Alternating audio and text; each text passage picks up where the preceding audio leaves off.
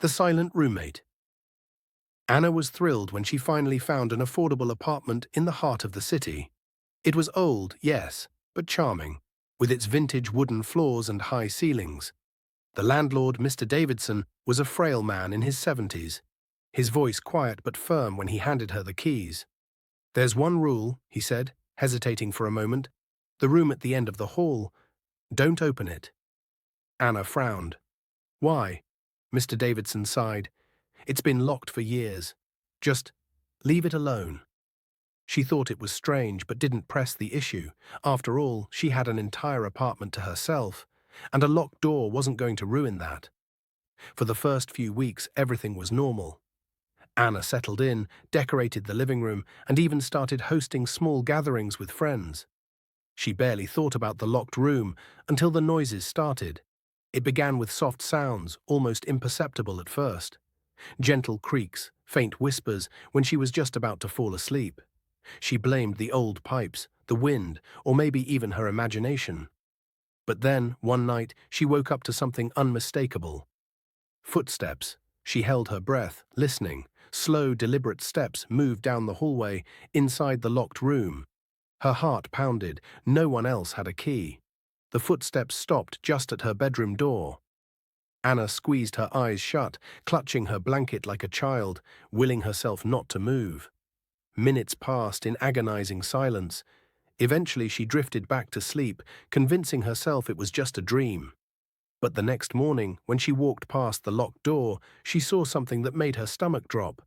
The doorknob was slightly turned, the discovery Anna called Mr. Davidson the next day. "There's something strange going on here," she said, trying to keep her voice steady.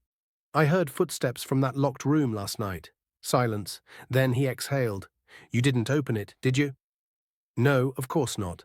"Good," he said quickly. "Just don't pay attention to it." Click. He hung up. Anna stared at the phone in disbelief. He knew something. That night she stayed up late, sitting in the living room with a book, trying to ignore the tension creeping up her spine. Around midnight, a new noise filled the apartment. A faint knocking. She froze. The sound came from the locked door, 3 slow, deliberate knocks. Anna's pulse pounded. Then, in a soft, breathy voice, she heard, "Let me out." She bolted to her room, locking the door behind her. The unseen presence. The following days were worse. She would wake up to find her chairs slightly moved, the kitchen cabinets open, and even her bedroom door ajar in the morning, when she was sure she had locked it. One evening, she was brushing her teeth when she saw something in the bathroom mirror. Behind her, in the hallway, a shadowy figure stood in front of the locked door. Anna spun around, but the hallway was empty. Shaking, she turned back to the mirror. The figure was still there, and it was looking directly at her.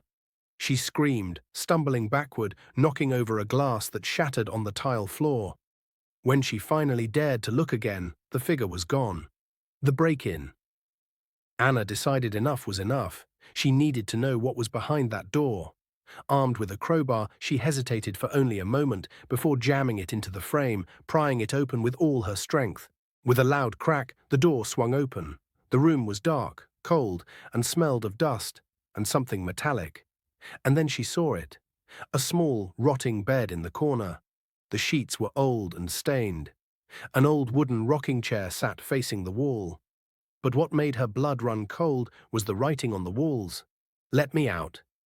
It was scratched into the plaster, over and over again. Anna took a step back, her stomach twisting, and then the rocking chair moved. Slowly. Creak. Creak.